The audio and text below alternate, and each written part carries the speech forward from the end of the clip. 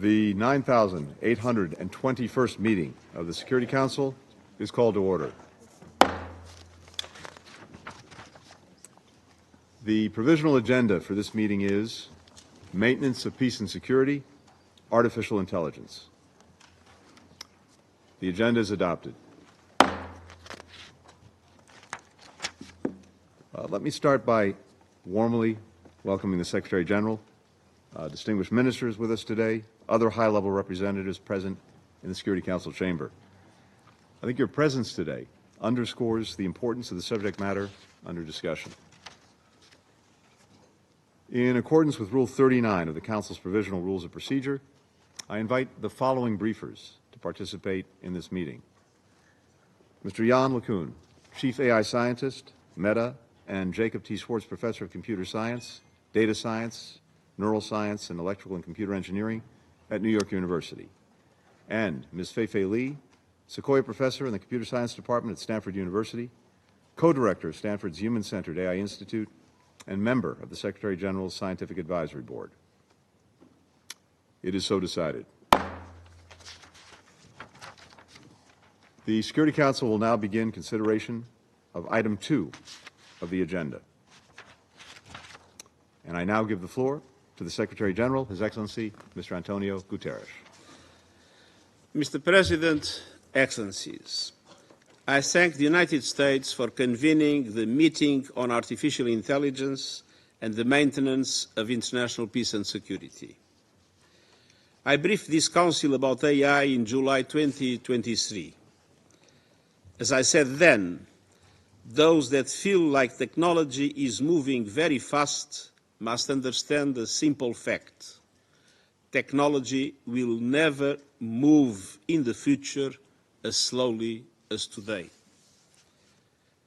In the short time, artificial intelligence has moved at breakneck speed.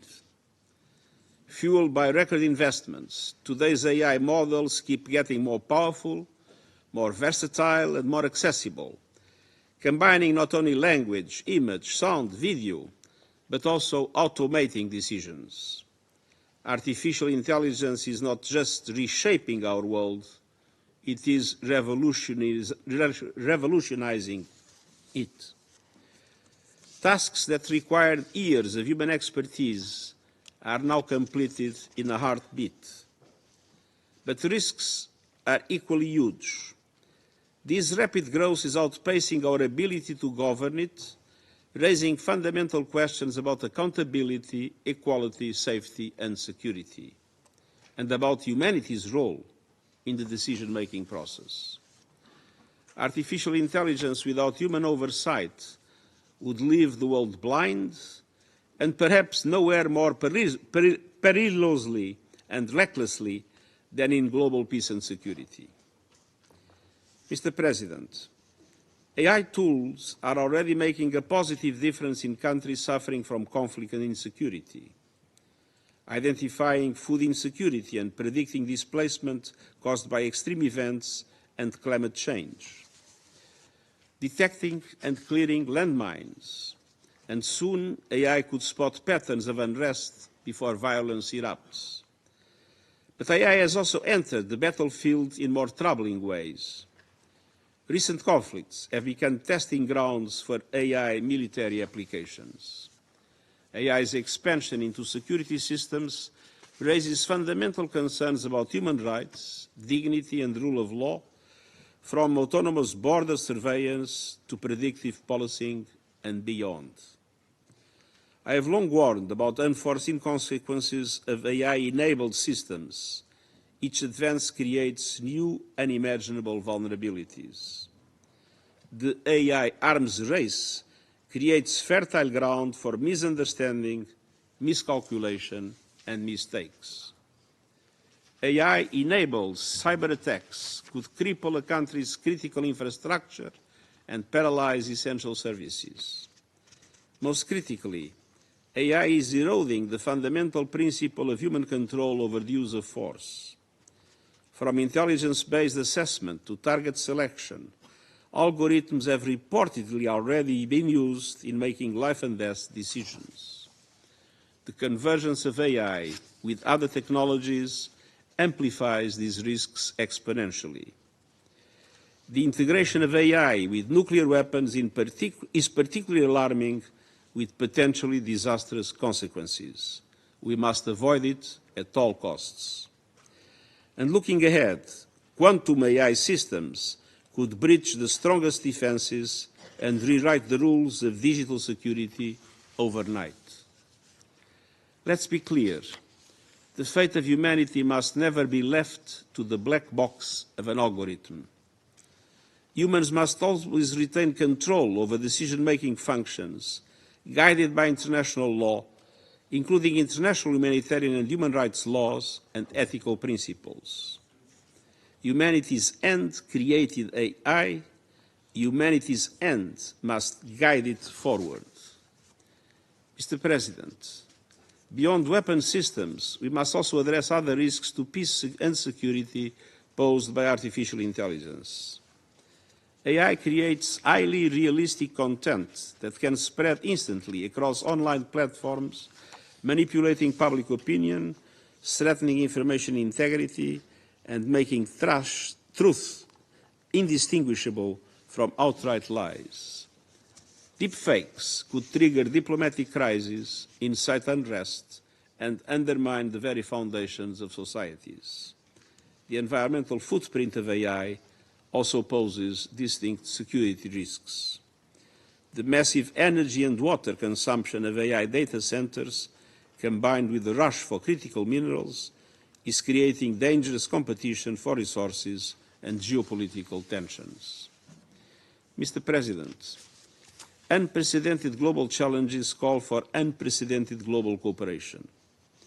In July 2023, I welcomed calls from some member states for the creation of a new United Nations entity to support collective efforts to govern AI and to establish and administer internationally agreed frameworks and mechanisms of monitoring and governance. Since then, a series of initiatives has prompted high-level discussions around international peace and security implications, including the responsible applications of AI in the military domain. Declarations on AI have been issued from many member states, regional groups, and international organizations. The United Nations has pursued efforts to reduce fragmentation of the AI governance and help bring these separate initiatives towards a common framework. The General Assembly has adopted 2 resolutions on AI, promoting enhanced global cooperation and capacity building. A 3rd resolution, focusing on AI in the military domain, has been recommended by the First Committee and will be considered by the General Assembly in the coming days. Drawing from extensive global consultations, my high-level advisory body on AI has developed in record time a blueprint for addressing both the profound risks and opportunities that AI presents to humanity. Their work laid the foundation for a framework that connects existing initiatives and ensures that every nation can help shape our digital future. The United Nations Global Digital Compact transforms this shared vision into action. Adopted by leaders at the Summit of the Future, the Compact represents the first universally endorsed framework on AI governance. It commits to establishing an independent international scientific panel on AI and initiating a global dialogue on AI governance within the United Nations, giving every country a seat at the table. And the Compact requests options for innovative financing to build AI capabilities where they are needed most, ensuring developing countries receive our full support. A world of AI haves and have-nots would be a world of perpetual instability. We must never allow AI to stand for advancing inequality. Only by preventing the emergence of fragmented AI spheres can we build a world where technology serves all humanity. Monsieur le Président, Mr. President, Excellencies, our next steps will be crucial, and the choices we make now will define our future. Every moment of delay in establishing international guardrails increases the risk for us all. I urge Member States to move swiftly in establishing the International Scientific Panel on Artificial Intelligence and launching the Global Dialogue on AI Governance within the United Nations. I also reiterate my call for banning lethal autonomous weapons. We must establish new prohibitions and restrictions on autonomous weapons systems by 2026. No country should design, develop, deploy, or use military applications of artificial intelligence in armed conflict that violate international law, humanitarian law, and human rights. That includes relying on artificial intelligence to select or engage targets autonomously. Members of this Council must lead by example and ensure that competition over emerging technologies does not destabilize international peace and security. I urge you all to join forces to build a safe, secure, and inclusive AI future. Thank you. Je remercie le secrétaire général. I thank the Secretary General. Thank you for your briefing. I now give the floor to Mr. Jan LeCun.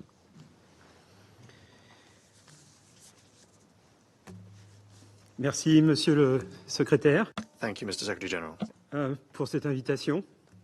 And thank you for this invitation. Secretary General, Excellencies, AI will profoundly transform the world in the coming years and decades. Simply put, AI will amplify human intelligence.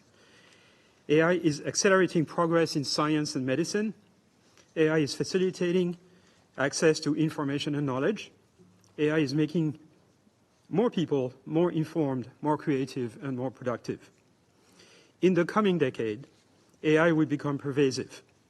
Everyone will have access to virtual staff of AI assistants at all times.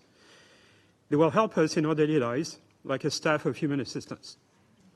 We will interact with them through wearable devices like smart glasses and smartphones. They will provide easy access to knowledge in every language in the world. AI will supercharge productivity and human creativity. It will help countries with aging and decreasing populations. It will turbocharge scientific and technological progress. It will help us solve some of the biggest problems facing humanity, such as climate change, the treatment of cancer, as well as endemic or chronic diseases. AI systems will eventually constitute a repository of all human knowledge. AI systems are produced in two phases. One is training a foundation model, and the second phase is fine-tuning it for a particular application. Foundation models must be trained on all the world's cultural materials in all languages if we want them to be accessible and useful to everyone around the world. Since all of our digital diet will eventually be mediated by AI systems, fine-tuned systems need to be numerous, diverse, to represent all cultures and value systems around the world. Two conditions are necessary for this to happen. Foundation models must be free and open source.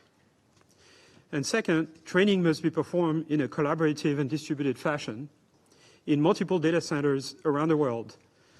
Governments and the private sector must work together to ensure this global network of infrastructure exists to support the development of AI, enabling people all over the world to participate in the creation of a common resource. The future of AI is inevitably one in which free and open source foundation model will dominate. History shows that infrastructure software platforms always end up being open source. For example, the software infrastructure of the internet and the mobile communication networks are entirely open source.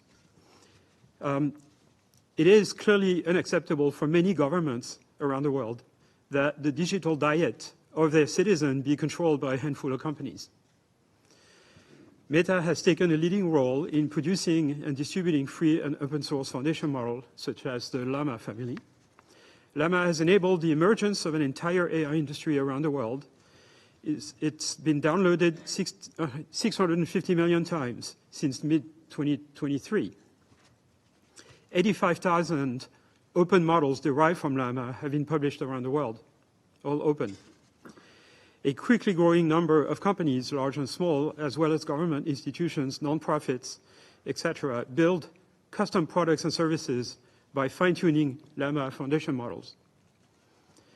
Applications include sectors such as agriculture and food production, education, healthcare, manufacturing, environmental preservation.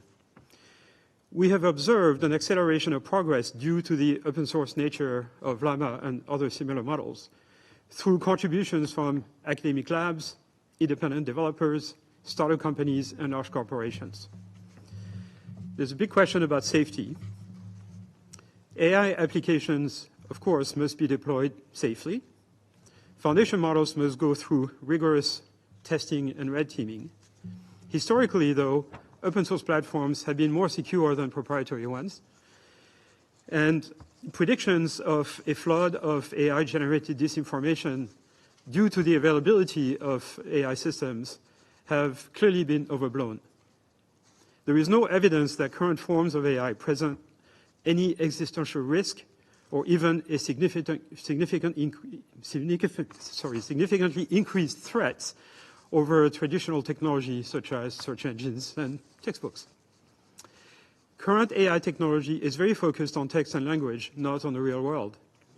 This limits its applicability at present. Current AI systems do not understand the real world, do not have persistent memory, and cannot really reason and plan. They cannot learn new skills with the same speed and efficiency as humans or even animals. But AI will make dramatic progress over the next decade. There is no question that at some point in the future, AI systems will match and surpass human intellectual capabilities. They will be very different from current AI systems. They will be capable of understanding the physical world, to remember, to reason and plan. They may have some level of common sense. It will not happen tomorrow, probably over the next decade or two.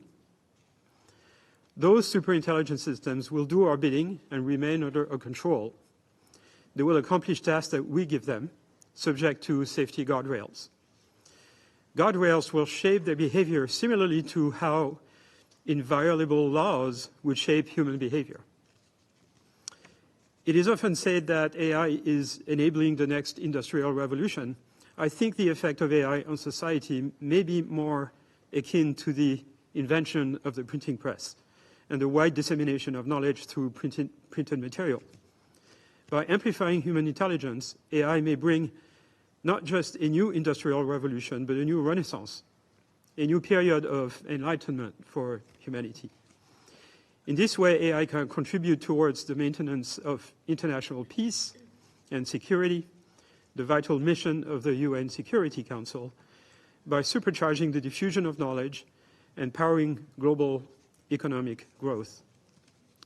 As with the Internet, international cooperation should focus on two initiatives: collecting cultural material, providing AI-focused supercomputers in multiple regions around the world, and establishing a modus operandi for the distributed training of a free and open universal foundation model. Second, unifying the regulatory landscape so that the development and deployment of open source foundation model is not hindered.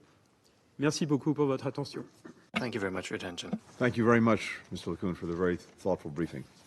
I now give the floor to Ms. Feifei Li, joining us virtually. Thank you, Secretary Blinken, for inviting me here today. It's truly an honor. And thank you, Secretary General Guterres and Dr. Jan LeCun, for your remarks. Distinguished members of the United Nations Security Council, I have spent my entire career working in the field of artificial intelligence, with over 25 years dedicated to studying, developing, and understanding this transformative technology.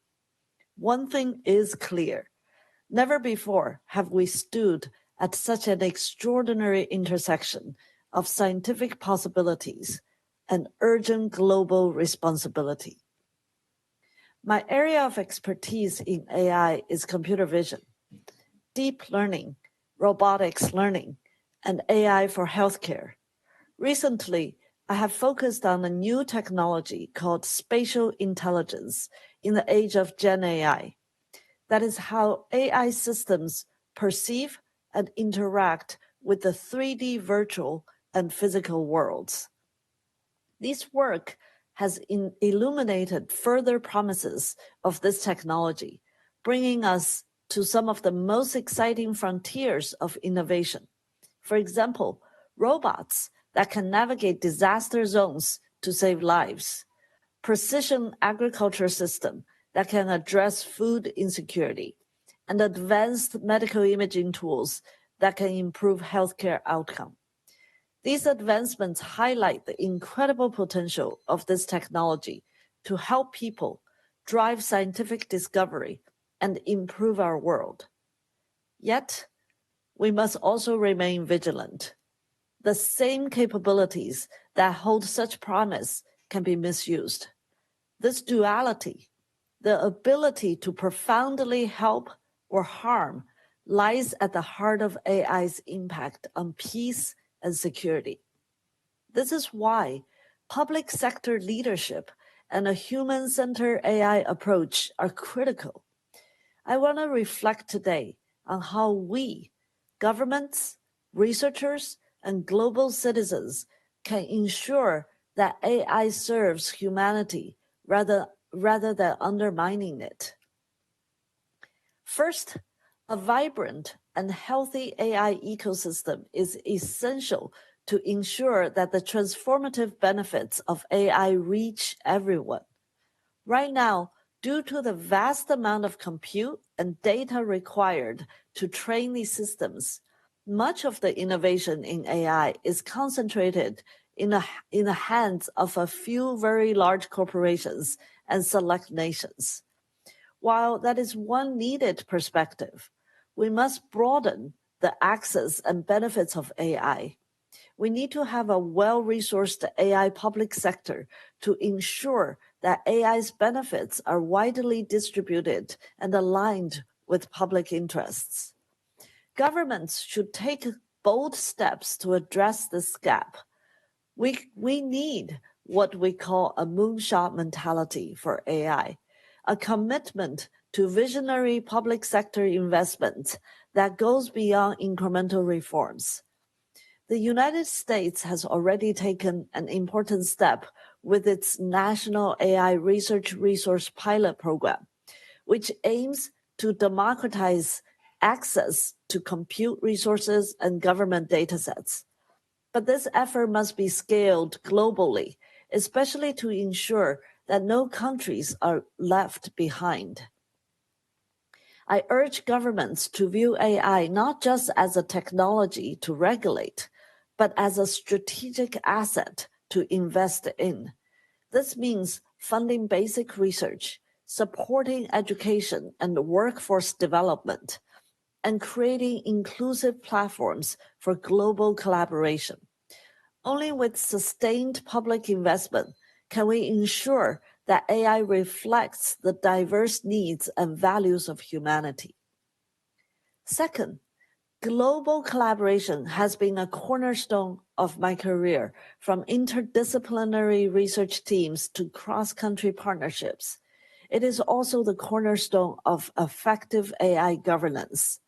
I have had the privilege of serving on the United Nations Secretary General's Scientific Advisory Board, which studies how scientific and technological progress can support efforts to achieve the Sustainable Development Goals. I also appreciate the growing recognition of the need for global safety standards that ensure AI systems are designed and deployed responsibly. But we need to go further. I envision a multilateral AI research institute, MIRI, a network of research hubs bringing together experts across disciplines and pooling resources across nations. Such an institute would do more than advance technical innovation. It would set global norms for responsible AI development and deployment, rooted in democratic values and a commitment to international peace and security. Global collaboration must also address the persistent digital divides that threaten to marginalize some regions of the world. The benefits of AI should not be reserved for wealthy nations. It is our collective responsibility to ensure that everyone has equitable access to AI tools, training, and infrastructure.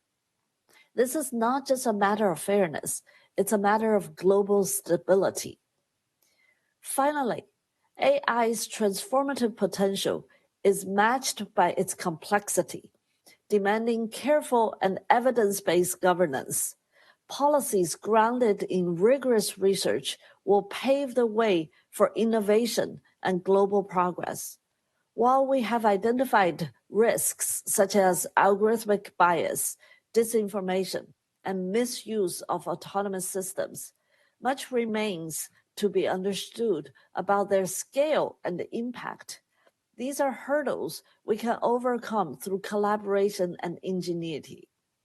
A global research agenda is essential to fill these knowledge gaps and inform targeted interventions. This dedication to evidence-based governance bridges the gap between developers and policymakers, fostering an environment where AI is not only safe and equitable, but also a source of inspiration and progress. As a researcher, a teacher, and a mother, I often reflect on the world we're creating for future generations. Realizing the potential of AI requires vigilance, collaboration, and a shared commitment to human dignity and global stability. I urge you to act with urgency and unity by fostering public sector leadership, championing global collaboration, and advancing evidence-based policy making. We can unlock AI's transformative potential while safeguarding its responsible development. Thank you, Secretary Blinken and Secretary General Guterres, for allowing me the privilege of speaking to you today. I apologize that I must leave later, but this is truly an honor. Thank you. Ms. Lee, thank you very much for sharing your insight, sharing your ideas with the Council. It's deeply appreciated. I shall now make a statement in my capacity as the Secretary of State of the United States. And let me begin again by thanking both of our briefers, Mr. LeCun, Ms. Lee, for sharing their thoughts with us today. As we've just heard, as I think so many of us know, artificial intelligence has the potential to do enormous good. Scientists are using AI to discover medications that could fight antibiotic-resistant bacteria. AI models are predicting natural disasters more accurately so that communities can better prepare. These tools are identifying new crystal structures that could help us build the next generation of electric vehicle batteries. In these ways and so many other ways, AI could accelerate our progress on nearly 80% of the United Nations Sustainable Development Goals. At the same time, as we've heard, if it's misused, AI can pose tremendous threats to the international peace and security that this Council is charged with upholding. With AI, hackers can make cyber attacks more destructive, harder to trace. Repressive regimes are using AI-enabled surveillance to target journalists and political dissidents, destabilizing societies. If algorithms are built into weapon systems, and if they malfunction, they could accidentally spark a conflict. By setting rules of the road for AI, we can minimize these risks. We can harness the exceptional promise of this technology, and we can realize the vision that the UN enshrined in the Global Digital Compact, a future where technology is inclusive, where it's open, where it's sustainable, where it's fair, where it's safe, where it's secure, for people everywhere. Over the last few years, the United States has been leading international efforts toward these common goals. As home of the world's leading tech companies, we have a responsibility to influence the evolution of artificial intelligence. We're also committed to mobilizing a collective response. So, we've teamed up with partners in governments, the private sector, civil society, from countries all across the globe to address both the perils and the opportunities of AI. First, our government secured commitments from leading American companies to make AI systems safer. For example, they've agreed to establish and create tools like watermarks that help users recognize AI-generated content. They'll also strengthen their cybersecurity to protect AI models from hackers. With Japan's leadership, the G7 expanded these pledges into a code of conduct for AI developers all across the world. It recommends that they run tests to identify safety risks, that they prioritize research into potential harms, that they publicly report on the limitations of AI to increase accountability. Then, earlier this year, the United States put forward the first standalone UN General Assembly resolution on AI, which every member adopted by consensus. We've committed to promoting safe, secure, trustworthy AI systems that respect human rights and further economic and social progress. We also agreed to make the benefits of AI more accessible, in part by closing the digital divide that still exists around the world. That's something we underscored in a second resolution drafted by China that the UN adopted in June. The U.S. and our partners have developed a global consensus for AI, and now we're building upon it. Last month, the United States launched an international network of AI safety institutes where researchers and experts are creating shared benchmarks for testing and evaluating AI systems. Their recommendations will offer practical guidance for developers and for tech companies. We're also getting and setting ground rules for governments. This year, the European Union, the United States, 9 other countries signed the first international treaty on AI. We pledge to protect human rights, democracy, the rule of law when we use AI. That means safeguarding data privacy. It means adopting transparency and accountability measures. It means implementing other strategies that would limit any harms.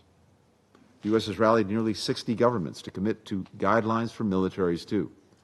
For example, we want to make sure that senior officials oversee the development and deployment of AI, including in weapon systems, and that these tools are used in ways that follow international humanitarian law.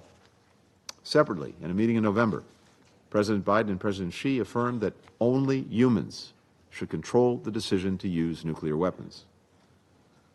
While we work to uphold our shared principles for AI, the United States is improving access to this technology so that communities everywhere can benefit.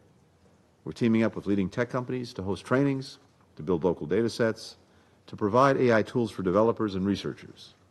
This summer, the U.S. and Morocco also established a group at the United Nations, open to all member states, where experts from every region are sharing best practices for adopting artificial intelligence. Now, that's real progress.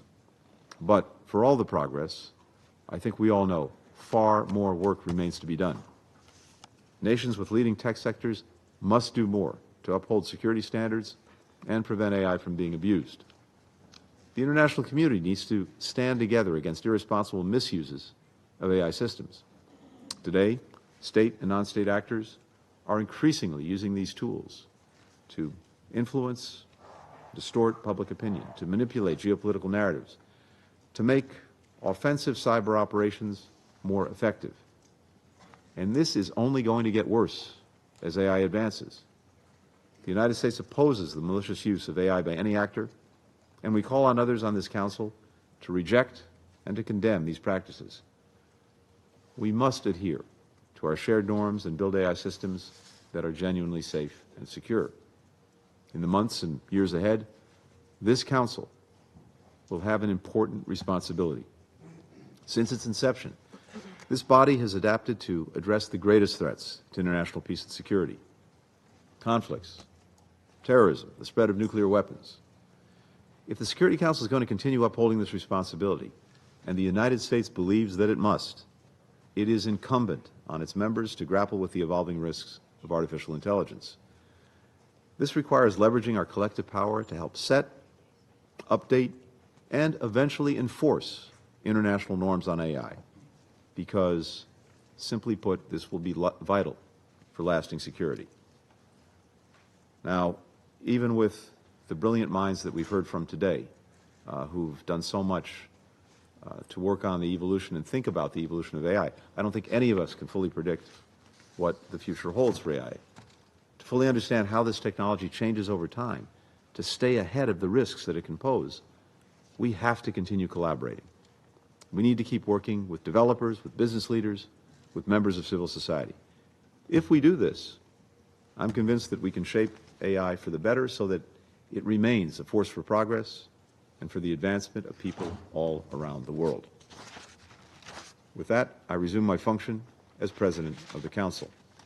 And I'd now like to give the floor to Her Excellency, Ms. Gabriela Sommerfeld, Minister for Foreign Affairs and Human Mobility of Ecuador. Señor Presidente, Mr. President, I thank the United States for convening this important meeting. I also thank the Secretary General, Antonio Guterres, and the briefers for their reports. We stand at a juncture which is crucial for humankind, marked by the rapid advancement of emerging technologies such as artificial intelligence.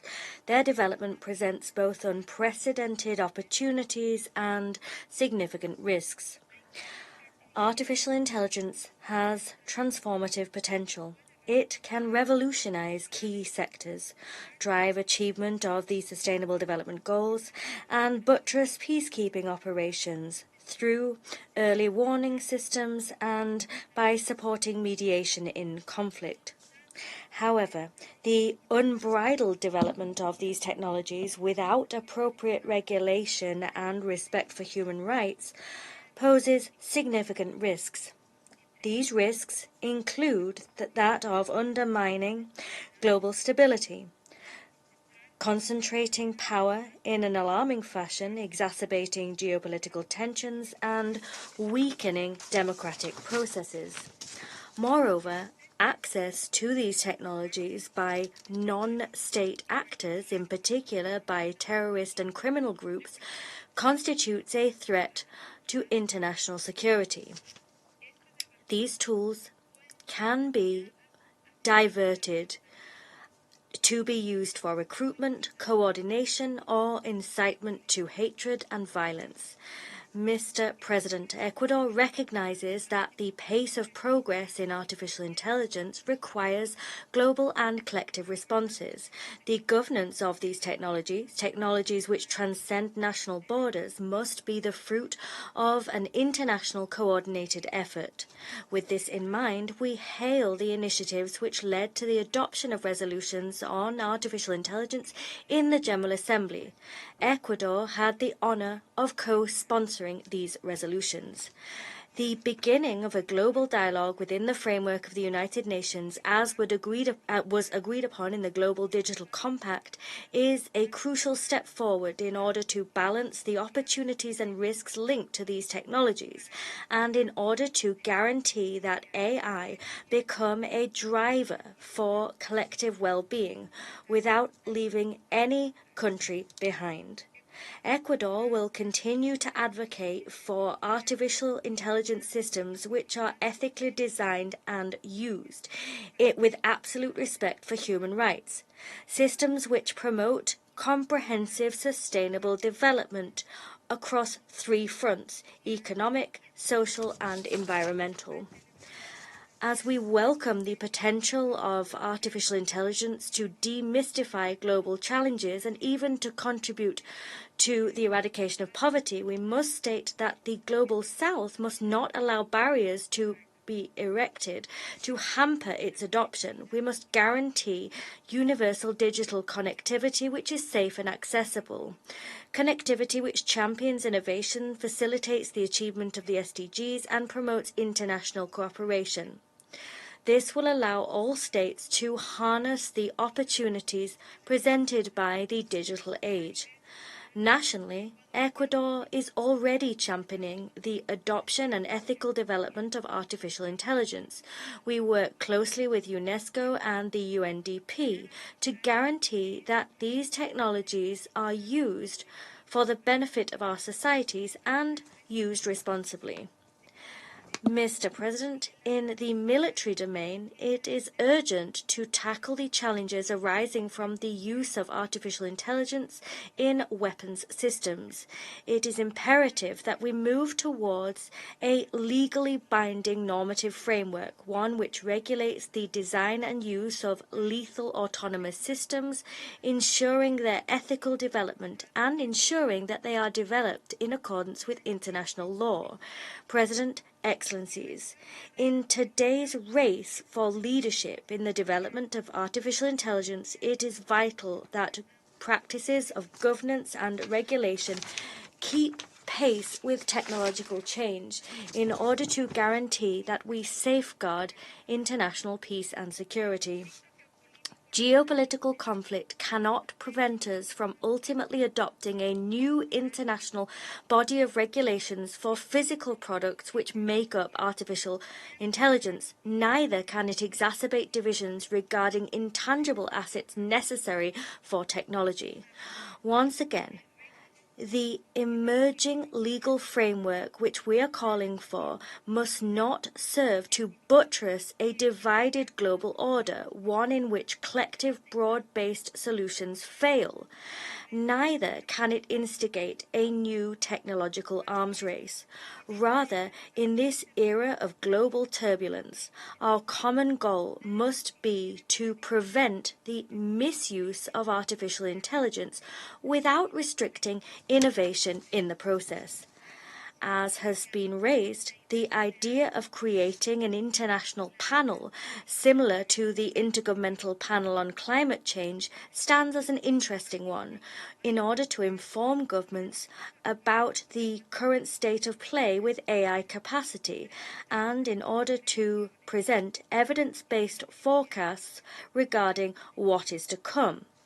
As the Secretary-General stated, we must commit to a race for the common good, a race to develop artificial intelligence which fosters peace, AI which allows us to build a more equitable, safer and more sustainable future for all nations, with particular emphasis being placed on supporting developing countries. I thank you. I thank Her Excellency Ms. Sommerfeld for her statement, and I would like to give the floor to Her Excellency Ms. Veronica Nathaniel Acono-Dihovo, Minister for Foreign Affairs and Cooperation of Mozambique. Muito obrigada, senhor. Thank you very much, Mr. President, for giving me the floor. Mr. President, Excellencies, ladies and gentlemen, allow me to congratulate the United States of America for including among the signature events of its presidency an essential topic and one of great relevance to our lives as states, governments, and citizens of the contemporary world. This inclusion demonstrates a commitment to addressing crucial issues that affect us all and seeking collaborative solutions to global challenges. Our thanks are extended to His Excellency Antonio Guterres, Secretary General of the United Nations, for his impactful briefing on artificial intelligence. The vision and the guidance that His Excellency, the Secretary General of the United Nations, provides on the benefits and precautions to be adopted in relation to artificial intelligence are essential and they lead us to a continuous reflection in our societies.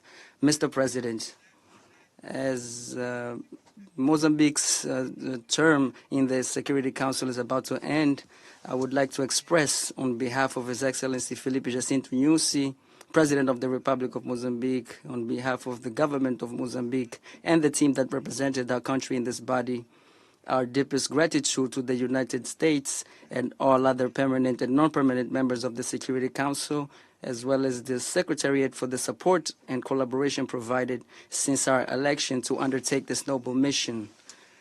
We also wish the new members every success and reiterate our willingness to collaborate on issues of peace and security for the good of humanity.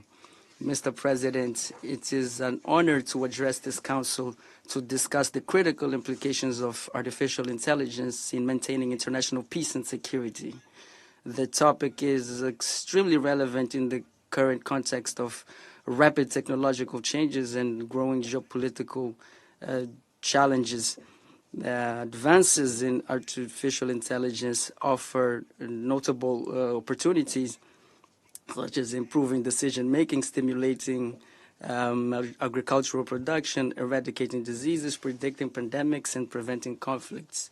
These innovations and benefits, however, also present risks such as the amplification of disinformation, the facilitation of cybercrimes, and the use by terrorist networks for harmful purposes. Excellencies, these challenges require coordinated and collaborative approaches. For Mozambique, it is essential that the international community establishes norms and standards that promote trust and cooperation among states, as well as the safeguard of human rights. Global governance of artificial intelligence must ensure that its use is ethical, responsible, and supervised by humans. Excellencies, the rapid acceleration of technological innovation seen in recent decades has drastically reduced the time international decision makers have to formulate appropriate policies. As an example, while the electrical power grid took 50 years to reach 100 million users, recent artificial intelligence applications like ChatGPT reached the same milestone in just 2 months in 2022. This pace of development, coupled with the dual-use nature of artificial intelligence-based technologies, points to the urgency of anticipatory governance to prevent unintended consequences and mitigate potential risks. The integration of artificial intelligence in the context of peacekeeping and security indeed raises crucial questions about the control of systems operated by artificial intelligence in conflict situations, compliance with international humanitarian law, and the ethical implications of autonomous and automatic decisions in war scenarios. Mr. President, we are encouraged by the fact that the international community is taking these challenges seriously, having recently promoted several initiatives, including multiple debates within the Security Council. We highlight the adoption of General Assembly Resolution 78/265, which marked a significant step in creating a common framework for the use of artificial intelligence in a safe, secure, protected, and reliable manner. Excellencies, ladies and gentlemen, during this debate, we would like to highlight the importance of aligning artificial intelligence systems with the United Nations Charter and the Universal Declaration of Human Rights, highlighting the importance of strengthening capabilities and reducing the digital divide between developed and developing nations. Furthermore, the recently adopted Pact for the Future addresses issues relating to lethal autonomous weapons, the prevention of arms races in outer space, and the protection of critical infrastructure. This is a clear recognition from world leaders of the attention that must be paid to these innovations in science and technology. The Global Digital Compact further reinforces our shared commitment to using technology for the common good. These initiatives represent a foundation on which more robust and inclusive international governance mechanisms can be built. They also present the foundations on which governments, private institutions, and other interested parties can build effective strategies to deal with the challenges posed by artificial intelligence. These initiatives play a fundamental role in stimulating dialogue on the ethical use of artificial intelligence in war contexts and preventing an arms race in the field of technology. Mr. President, my country is committed to developing a legislative and regulatory framework that promotes innovation and the judicious use of artificial intelligence. In November 2022, the National Institute of Information and Communication Technologies in the country presented the draft cybersecurity law to reinforce the protection in the digital world. Additionally, efforts are underway to align national legislation and regional standards and to train qualified resources in data science and programming. We recognize the need for further investment in infrastructure, education, and policies that maximize the potential of AI for sustainable development and peace building. Mr. President, allow me to make some recommendations on the use of artificial intelligence in the context of maintaining international peace and security. First, it is essential to strengthen international cooperation through mechanisms for sharing knowledge in this area between states, the private sector, civil society, and the promotion of a multilateral dialogue on the risks and opportunities associated with AI. Second, it is important to improve international governance structures, developing legally binding standards that regulate the responsible use of artificial intelligence in armed conflicts and prevent misuse to destabilize regions or undermine the sovereignty of states. Third, it is critical to invest in training young people and women on technology, particularly in developing countries, in order to bridge the digital divide through technology transfer and technical support. Fourth and last, ensure that artificial intelligence systems are used to promote transparency, accountability, and justice, safeguarding respect for human rights and international humanitarian law. Mr. President, artificial intelligence offers a unique opportunity to transform the approach to international peace and security. This Council has a crucial role in leading efforts to ensure that AI is a force for global peace, progress, and stability.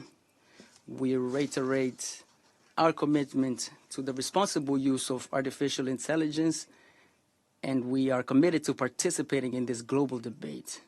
It is our conviction that only with a joint effort will we be able to face the challenges and fully enjoy the benefits of technology, especially as artificial intelligence. Thank you very much for your attention, Excellencies. Thank you. Kombo Jehovo for your statement. And I now give the floor to His Excellency Mr. Thomas Gruber, State Secretary of Switzerland. Monsieur le Président, Mr. President, artificial intelligence has had a major impact on UN diplomacy over the past 2 years, and thus marked also Switzerland's term as an elected member of the Security Council.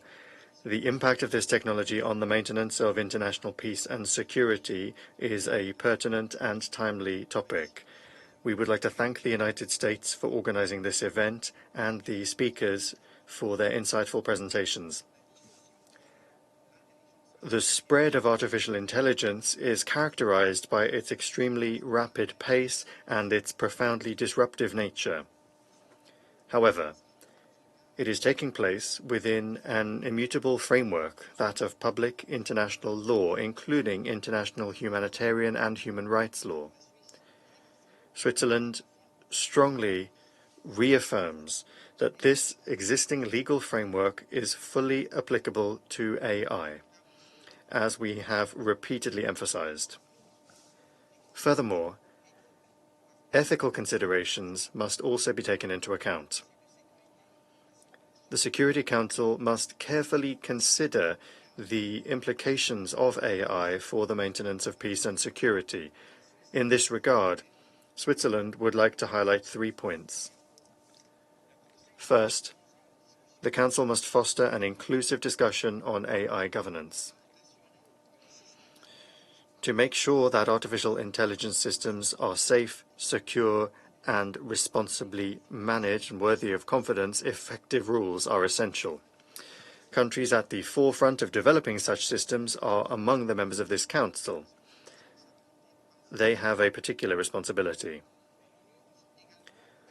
But the UN also provides a platform for ongoing dialogue that can ensure the interoperability of governance approaches around the world. To be effective, the meaningful inclusion of all stakeholders, state and non-state, is essential. With several resolutions, including in the military field, as well as the Global Digital Compact, the General Assembly has already begun to establish certain principles based on almost 20 years of UN experience in the digital field since the World Summit on the Information Society. This work is complemented by other initiatives such as the Responsible AI in the Military Domain Summit, REAIM.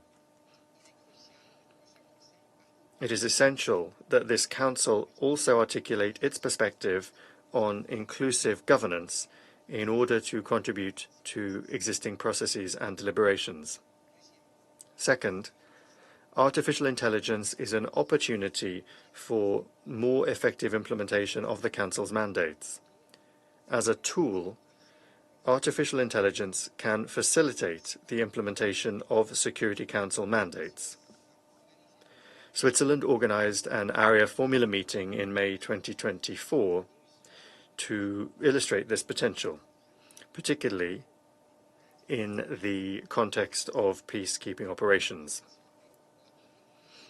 In collaboration with the Geneva-based Diplo Foundation, Switzerland has realized an AI-based tool that facilitates access to and analysis of data from 10 Council meetings, with a particular focus on the new agenda for peace.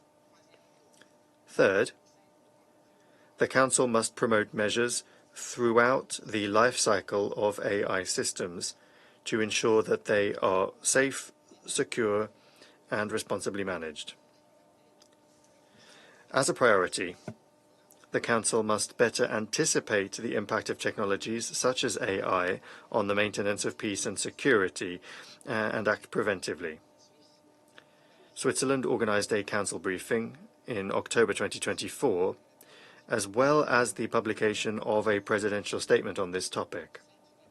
In this statement, the Council expressed its determination to take more systematic account of scientific advances that could have an impact on international peace and security.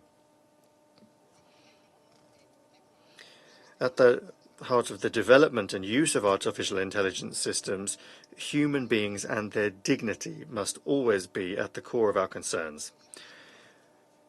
Human rights due diligence and human oversight are two essential elements that must be taken into account. AI also has an important implication in the context of armed conflicts and humanitarian crises. With 2 exhibitions organized in collaboration with the ICRC, Digital Dilemmas and Deepfakes, Switzerland has used its Council presidencies to raise awareness of this issue and the challenges it poses. In partnership with the UNHCR, Switzerland is committed to protecting forcibly displaced persons and humanitarian actors from digital risks such as misinformation and online hate speech. It is therefore exploring how artificial intelligence can help mitigate these risks, particularly in humanitarian contexts. Mr. President, the emergence and spread of technologies such as artificial intelligence have a profound implication for global peace and security. Switzerland is convinced of the importance for the Security Council to systematically address these developments in order to identify the necessary political responses and concrete actions Switzerland is proud to have contributed ideas and impetus during its term of office as an elected member over the past 2 years. I thank you. I thank His Excellency Mr. Gerber for his statement, and I now give the floor to the representative of Malta. Thank you, President.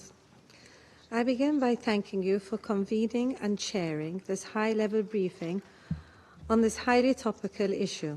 I also thank the briefers for the valuable insights. The responsible development and use of AI require clear principles and international governance to uphold human dignity through ethical oversight and accountability. Ethical frameworks shared by all stakeholders are essential to safeguarding against harmful effects, including biases impacting marginalized groups.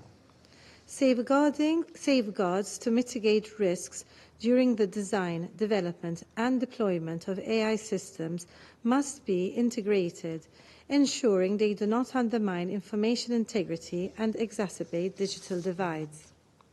To ensure AI supports human dignity, ethical oversight must be embedded at every stage. National legislation should mandate principles like fairness, transparency, accountability, and gender equality while preventing discrimination. Human oversight must remain integral, preventing automated decisions from eroding individual rights. By prioritizing safeguards, we can create systems that serve humanity while minimizing risks. With the advancements of AI, also in the military domain, it would be relevant for the international community to reach consensus on the way forward on the discussions being held within a group of governmental experts on lethal autonomous weapons in Geneva, so as to have adequate regulation on autonomous weapons. Decades of research in AI have underscored key lessons. First, inclusive governance frameworks such as UNESCO's AI Ethical Declaration emphasize the importance of embedding ethical considerations into AI development. These frameworks ensure AI serves humanity without undermining it. Leadership from women in technology and governance is essential to ensure gender perspectives are included in all AI development. Second, prioritizing human judgment in AI systems reinforces respect for rights and addresses biases affecting underrepresented communities. Third, fostering transparency and accountability builds trust, ensuring alignment with societal values. Finally, capacity building and equitable, mutually agreeable technology transfer empower communities to benefit from AI advancements without compromising dignity. Governing AI depends on diplomatic efforts and consensus building, as seen in the Global Digital Compact. Collaborative efforts establish best practices for testing and help bridge digital divides and enhance security. International cooperation should also prioritize capacity building for developing countries. Empowering all states to participate in AI governance ensures fair representation and equitable access. The GA resolution on AI capacity adopted in July underscores the need for global collaboration aligned with the UN Charter and international law. Such collaboration should promote safe, trustworthy AI technologies while advancing peace, security, and development. Member States can take proactive steps to foster a robust international AI ecosystem. Building consensus on ethical AI use and unified risk mitigation approaches is essential. The proposed Global Digital Compact Office could enhance UN coordination, ensuring AI technologies respect human rights and support sustainable development. Multi-stakeholder collaboration should remain central, incorporating perspectives from governments, private sector, and civil society to uphold human dignity. Member States should prioritize equitable access to AI benefits by investing in data access and capacity building initiatives. Establishing frameworks for cross-border regulation is crucial to mitigate risks like monopolization and ensure fair competition. Public-private partnerships can bridge the technology gap for developing nations.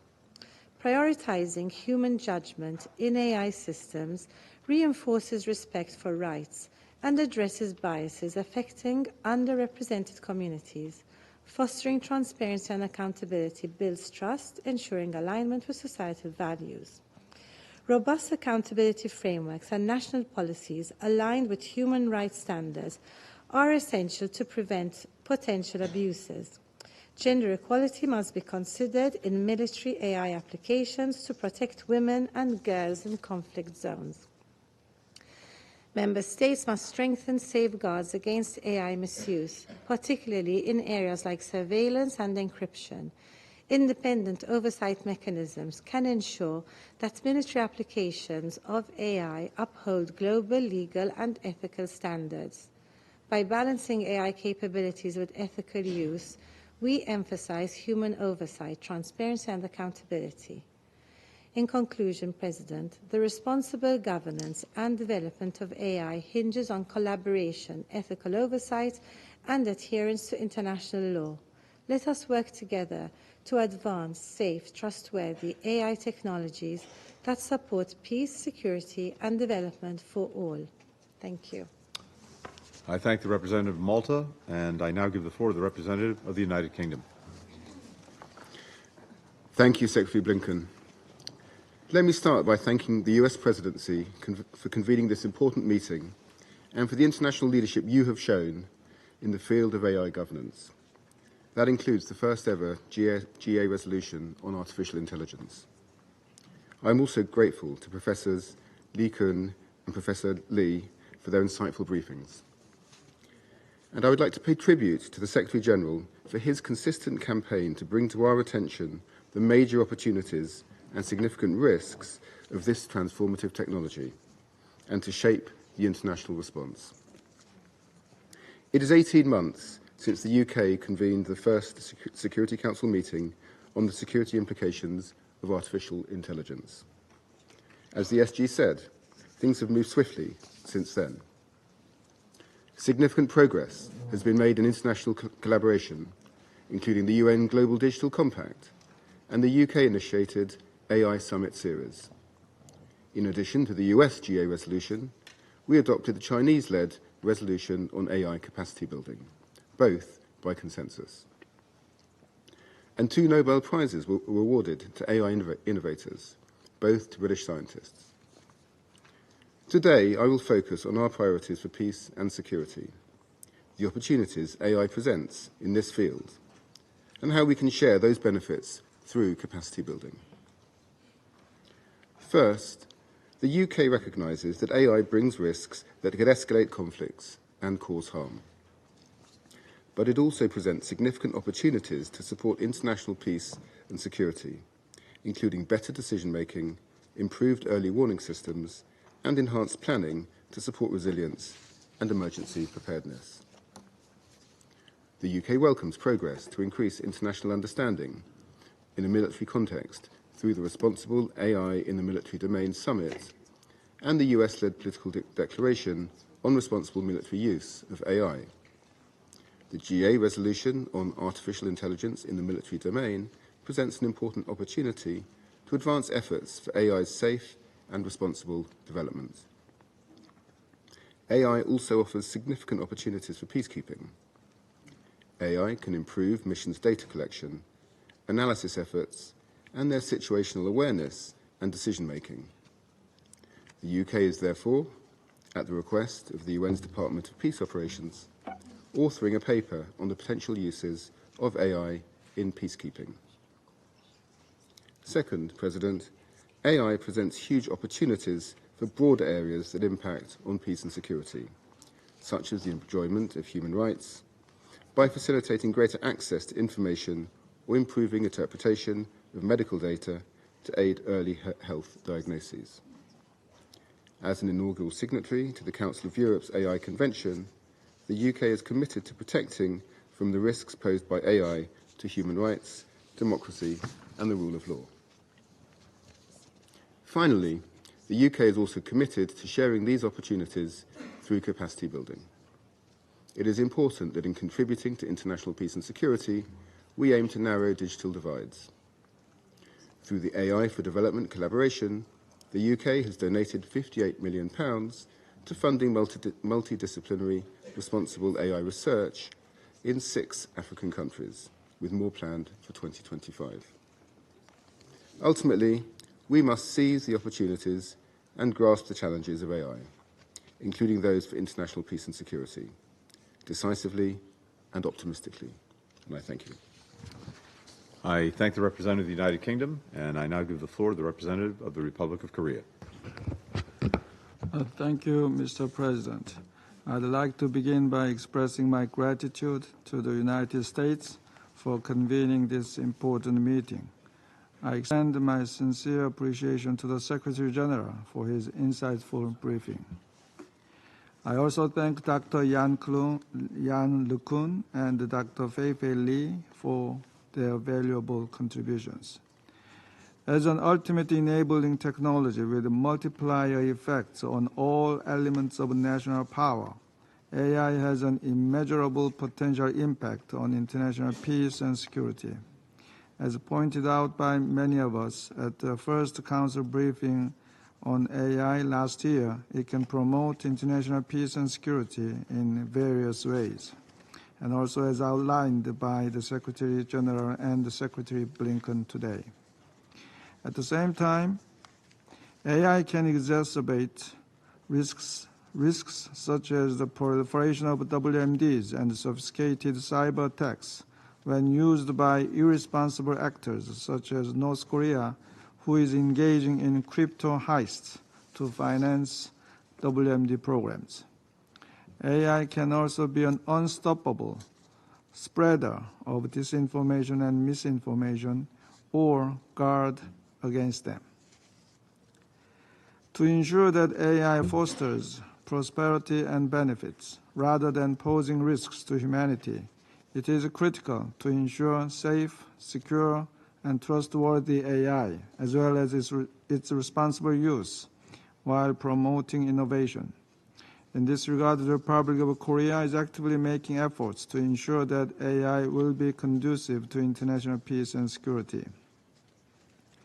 In 2023, we co-hosted the first Responsible AI in the Military Domain RE-AIM Summit with the Netherlands.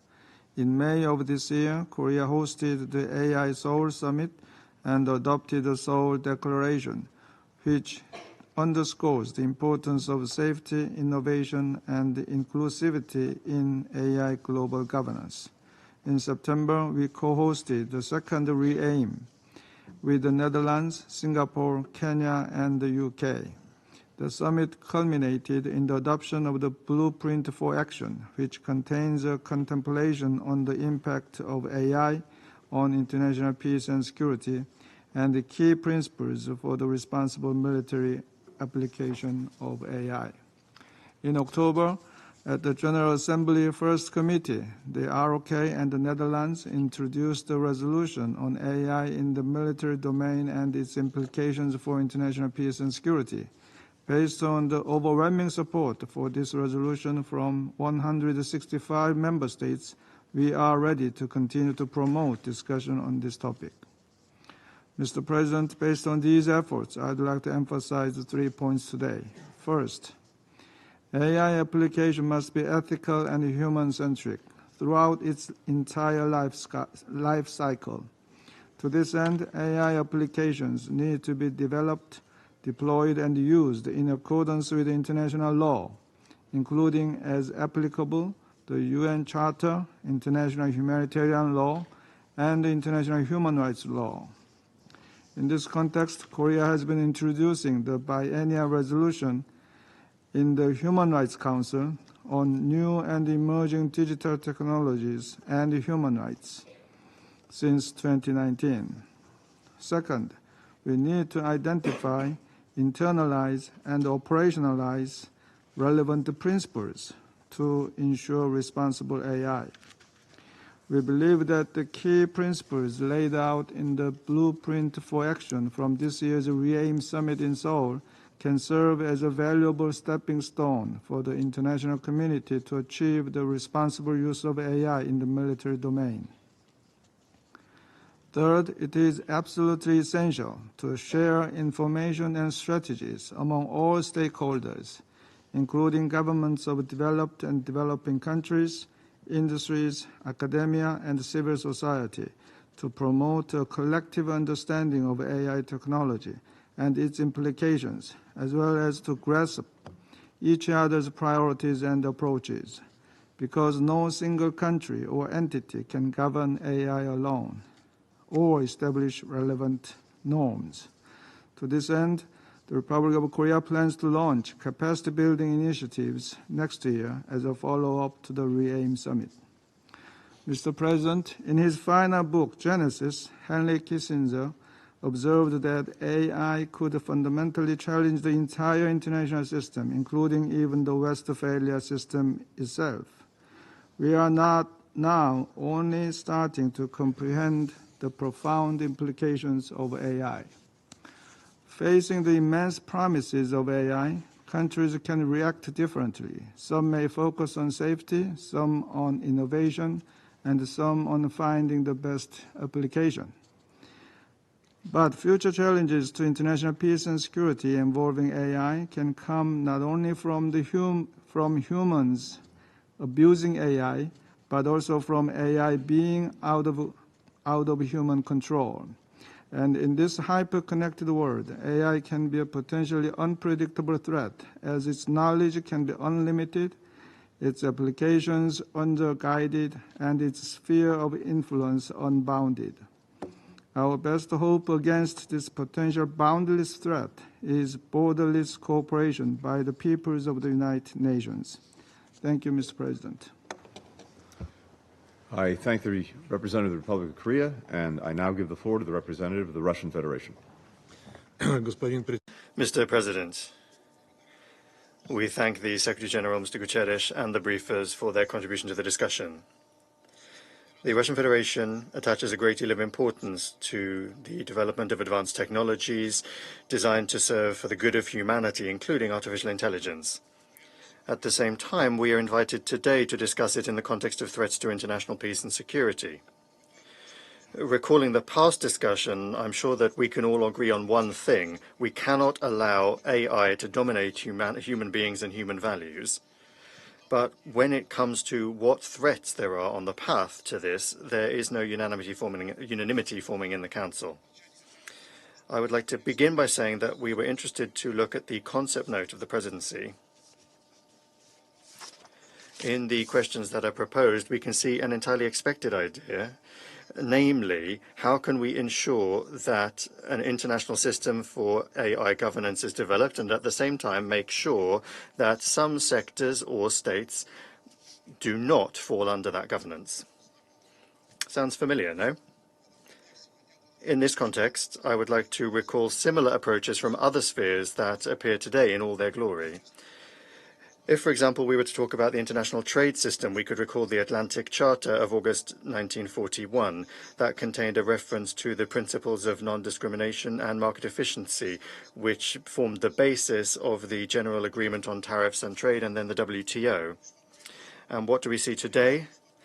The USA, that was at the origins of this process, having ensured their leadership in global trade and not wishing to accept their waning domination, are now blocking the work of the WTO and expanding the practice of illegitimate sanctions and other illegal means to take on their competitors. Another example, the fight against climate change. American scientists and politicians did indeed make a sizable contribution to forming their sort of religion of climate alarmism.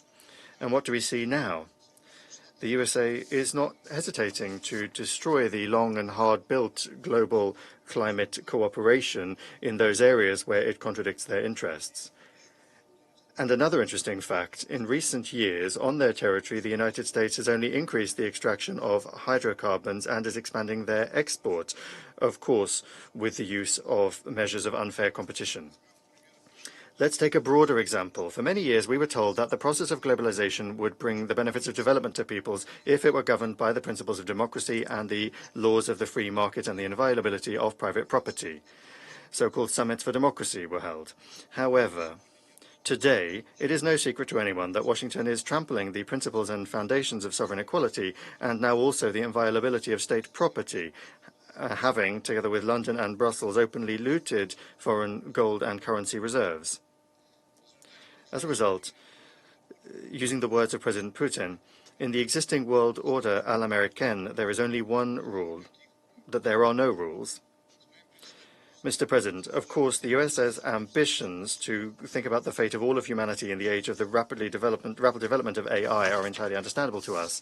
At the same time, for the country that initiated today's discussion, it's important for them to understand that their previous approaches of imposing rules on others and at the same time freeing themselves from those rules would be to repeat historic mistakes on the path towards the development of global cooperation.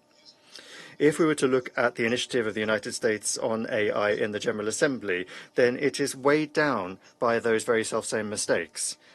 And here we have in mind the American resolution of the General Assembly on artificial intelligence, Resolution 78/265. It speaks very eloquently about promoting a fair, open, inclusive, and non-discriminatory business environment to economic and commercial activities. Unfortunately, in actual fact, the authors of the resolution continue to get rid of competitors in bad faith. For example, the Bureau of Industry and Security on the 11th of December took the decision to blacklist another 4 Russian IT companies. One of them is Entech Lab, which specializes in facial recognition. It is known for the fact that its team made the top 5 of the finalists in the MegaFace competition organized by the University of Washington, having beaten a competitor developed by developers from Google. How do you like that fair and inclusive environment? No, colleagues, that rate of progress, as was the case with the agrarian and then the industrial revolution, again, will only be achieved by the flowering garden that only wants to think about how to extinguish the flame in the jungles.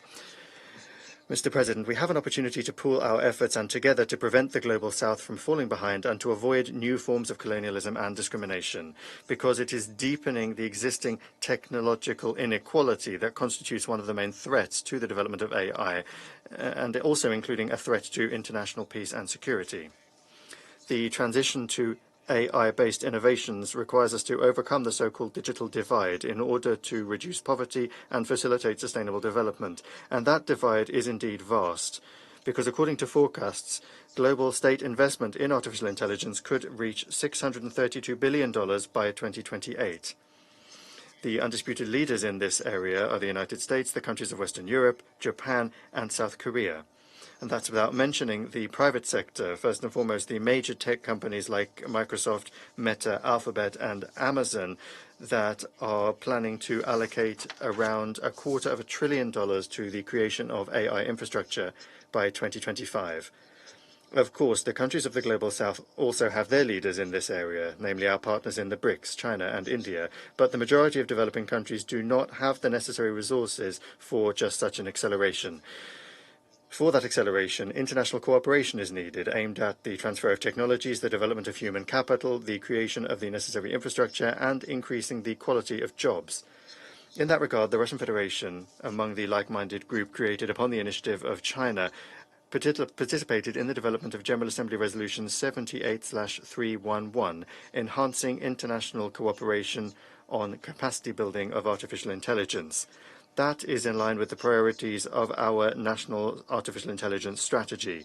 We intend to provide the countries of the Global South and East with technical assistance to carry out joint projects based on equal access to knowledge and technologies, and it is on the basis of these approaches that last week in Moscow a conference took place entitled AI Journey. Having your own latest generation AI developments is one of the key conditions for the scientific and technological sovereignty of any country. Moreover, we would like to report the launch of the International AI Alliance of National Associations and Development Institutions in the field of AI from BRICS countries and other interested states. At the same time, we are convinced that AI system algorithms must be trustworthy. That is to say, they must be understandable, open, and unbiased, and must be developed taking into account the cultural and national specifics of countries and each civilization, and in accordance with their history, identity, and traditions. As regards the UN's coordinating role on artificial intelligence, we, in line with the provisions of the Kazan Declaration of the 16th BRICS Summit from the 23rd of October, support it as a counterweight to the various non-inclusive formats with a politicized agenda and ad hoc coalitions. At the same time, the key thing for us is reaching universal agreements with a leading role by states based on an equal dialogue among those states, of course, with the necessary account of all the legitimate interests of the participants in the negotiating process. As is understandable from our previous arguments, we do not see the Security Council as the appropriate format for considering AI as an individual subject. It is a global issue, and limiting the discussion to Security Council members would not be right. The Summit of the Future already outlined the contours of the nascent infrastructure for considering this subject in the UN system, and the Security Council is not part of that. Mr. President, given that some colleagues insist on discussing the military aspects of the use of artificial intelligence in the Security Council, we would like to recall that for this purpose, there are also inclusive specific platforms. First and foremost, the group of governmental experts on lethal autonomous weapon systems within the framework of the Convention on Certain Conventional Weapons. And incidentally, they still have to come up with a general understanding on even the most basic issues, even on terminology. We welcome the consideration of this subject also within the UN Disarmament Commission, but without duplicating the efforts of other mechanisms. We believe it is premature to discuss the development of rules for responsible behavior when it comes to weapon systems using AI. Against this backdrop, taking the discussion on such sensitive issues to other formats without even considering the impact of AI technologies on other non-proliferation and disarmament aspects is premature to say the least. Attempts to shore up in the Security Council the approaches and directives of specific states and also to substitute them for international legal instruments is hardly going to bring us closer to forming joint approaches to the subject of the military use of AI. Thank you. I thank the representative of the Russian Federation, and I now give the floor to the representative of France. Secretary of State, Ministers, ladies and gentlemen, I must first and foremost thank the Secretary-General for his statement. I also wish to thank the various briefers today for their briefings and their comments on this important issue. Artificial intelligence is one of the major revolutions of this century. It is already transforming our daily lives, our economies, the functioning of our societies, and our institutions. As a result of the opportunities for development that it creates, the use of artificial intelligence is a major challenge. It is vital that we understand the magnitude of that challenge and that we accompany that resolution such as to ensure that it benefits all of us. Mr. President, our priority must be to put into place for AI an inclusive, multi-stakeholder form of international governance which is responsible and which respects fundamental rights. As initiatives aiming to regulate AI abound, it is important to work together to avoid a fragmentation of normative systems that would lead to competition between rival and divergent models. We must ensure that the development of AI is accessible to all states and peoples across the globe and that it does not widen digital divides. These are concerns that were at the heart of the Global Digital Compact adopted by consensus with the Pact for the Future last September. It is with these goals in mind that France will host in Paris on the 10th and 11th of February a global summit for AI. One of the primary goals of that summit will be to help to forge a common bedrock for governance. This summit will bring together states, international organizations, businesses, the technical community, researchers, and civil society stakeholders. The goal will be to make progress with defining a common vision for a trustworthy AI, an AI which serves the common good. This summit will also aim to explore essential issues such as the environmental impact of AI or market concentration. Mr. President, the development of artificial intelligence has significant implications for international peace and security. We welcome the fact that the Security Council continues to deepen its discussions on the issue following the holding of a first meeting on the matter in July 2023. Certain threats for international peace and security can be amplified by the misuse of artificial intelligence. Generative AI tools are, in particular, used as part of disinformation or information manipulation campaigns designed to destabilize societies or states.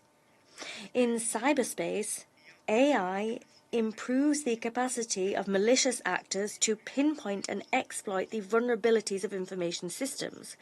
The Paris Summit of the 10th and 11th of February 2025 will be a tangible opportunity to address these challenges. Against that backdrop, France actively supports international efforts aiming to promote responsible usage of AI and a use of AI which is in accordance with international law in the domain of peace and security. To this end, we co-sponsored the resolution of the applications of AI in the military domain presented to the First Committee of the General Assembly by South Korea and Netherlands. France will also continue to support work undertaken in Geneva to guarantee compliance with international humanitarian law in the potential use and development of lethal autonomous weapons systems. The decision to use force must always ultimately be one for which a human being is responsible. That was recalled by the Secretary General. Mr. President, as part of this work, the Security Council must also continue to improve how it considers AI. Whether we be talking about challenges linked to AI in peacekeeping operations or thinking about how to harness the potential of these technologies, for example, for monitoring the implementation of sanctions regimes. Thank you. France, and I now give the floor to the representative of Guyana.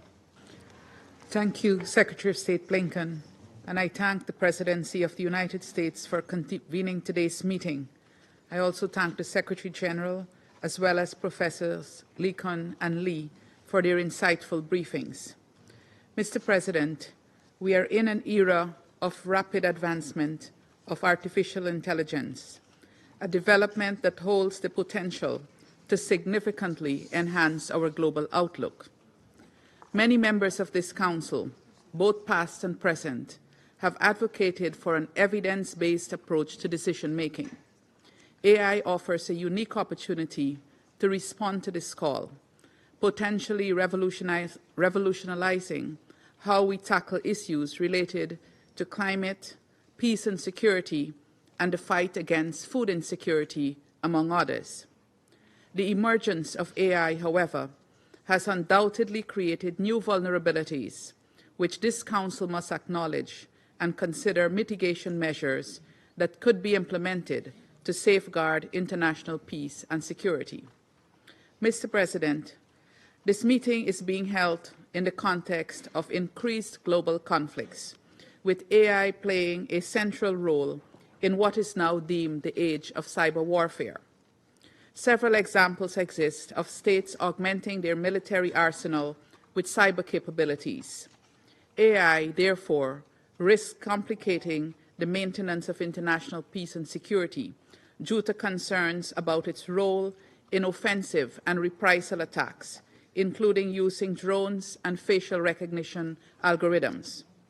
In the case of the Middle East, for example, we have heard reports of civilians being monitored and sometimes attacked using drone technology. AI weapons are also being programmed and authorized to select their targets without further human authorization, increasing protection concerns. In addition, AI-piloted fighter jets and sniper drones have shown substantial capability of dominating human pilots in simulated interactions. These concerns, engendered by modern warfare, must be addressed through the appropriate global regulations. These concerns were also underscored in the Secretary General's new Agenda for Peace, which noted that, and I quote, developments in artificial intelligence and quantum technologies, including those related to weapon systems, are exposing the insufficiency of existing global frameworks, end of quote. Guyana acknowledges these concerns and underscores the need for the Council to give attention to AI governance, given the implications for the maintenance of international peace and security. As we have heard before, the General Assembly is already being proactive on the subject of AI, with its adoption of the 2 resolutions presented by the United States and China, respectively. The recently adopted Global Digital Compact also offers practical recommendations for enhancing international governance of AI. An international framework for AI governance will ensure the full and equal representation of all countries, thus creating opportunities for harnessing AI to bridge existing gaps between developed and developing countries. Mr. President, Guyana welcomes the establishment of the Secretary General's high-level advisory body on artificial intelligence, which launched its final report in September to address the global governance deficit of AI. Among the recommendations in the report, Guyana eagerly anticipates the creation of a global fund for AI. This fund, specifically designed to help developing countries, will be critical, especially for small developing states who are at risk of not benefiting from AI owing to the digital divide. We must ensure that AI benefits everyone and not accelerate inequality. This is why the proposed creation of an AI capacity development network for UN-affiliated capacity development centers is welcome. This approach can serve as a catalyst to align national, regional, and global AI advancements with positive implications for the implementation of the 2030 Agenda and the Pact for the Future. In closing, Guyana acknowledges that AI's rapid development and deployment have elicited both enthusiasm and anxiety. We must therefore develop the necessary innovative and inclusive frameworks for AI governance and cooperation to ensure that AI is used as a force for good and to mitigate its harmful use. Guyana therefore urges the Council to consider how it could advance the recommendations, including those tabled in today's meeting, to further this work for the maintenance of international peace and security. I thank you. I thank the representative of Guyana, and I now give the floor to the representative of China. Thank you, President. I thank Secretary Blinken for presiding over this meeting. I thank Secretary General Guterres for the important statement. And I also thank Professor Yan LeQuan and Professor Feifei Li for their important briefings. At present, with the development of AI accelerating and its role as an enabler ever increasing, AI has become an important force to promote social development and progress.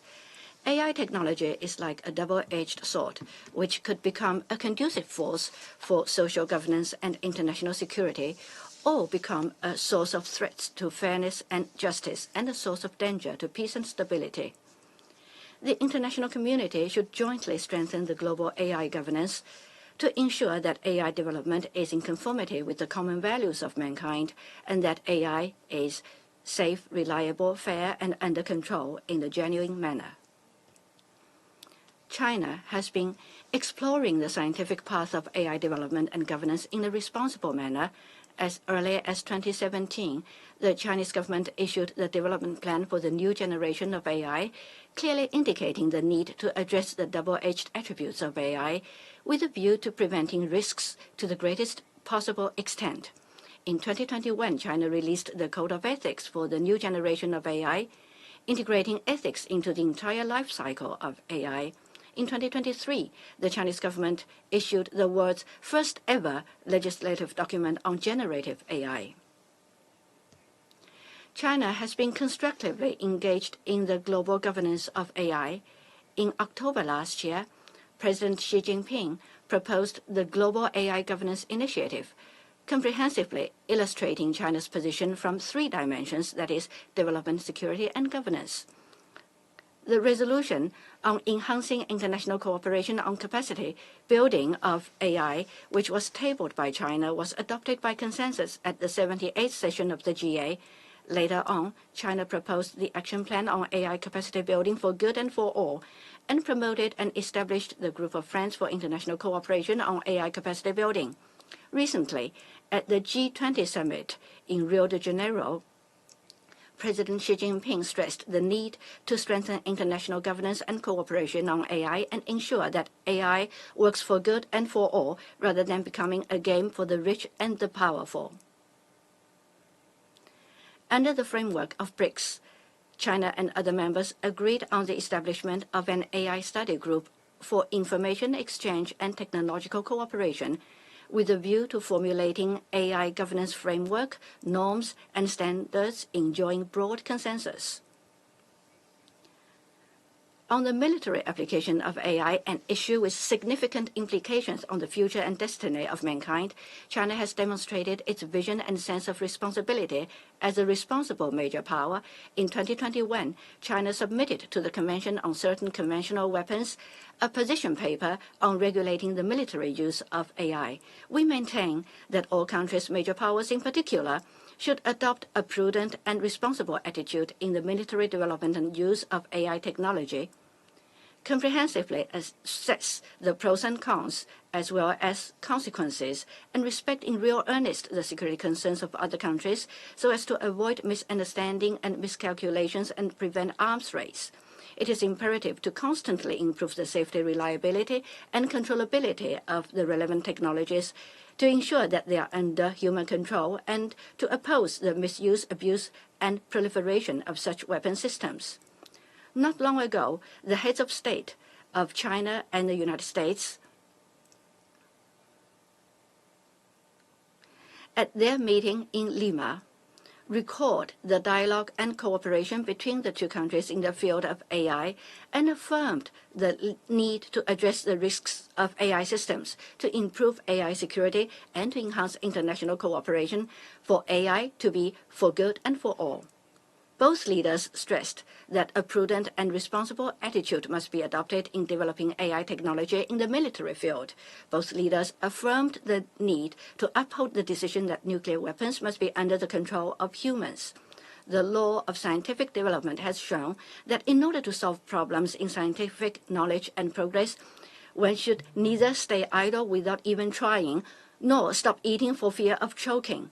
In view of the rapid development and use of AI technology, China has the following proposals for the international community.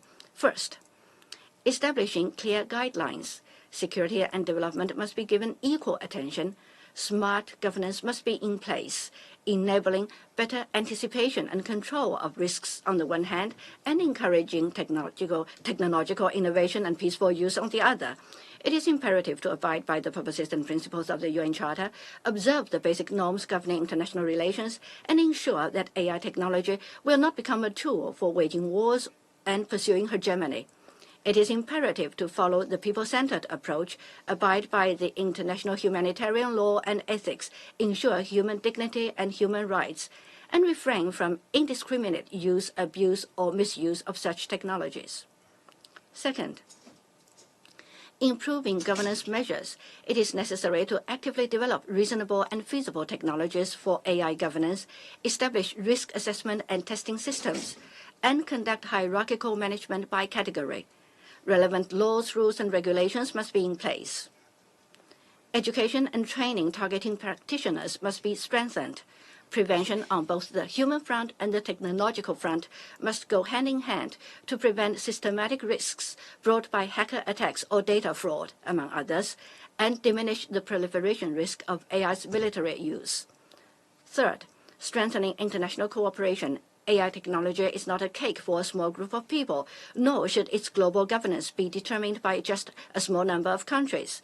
China firmly opposes the practice of imposing on others the rules formulated by a small number of countries or creating small circles targeting certain countries. China firmly opposes discriminatory barriers based on ideological differences, which undermines the right of all countries, developing countries in particular, to use emerging technologies on an equal footing.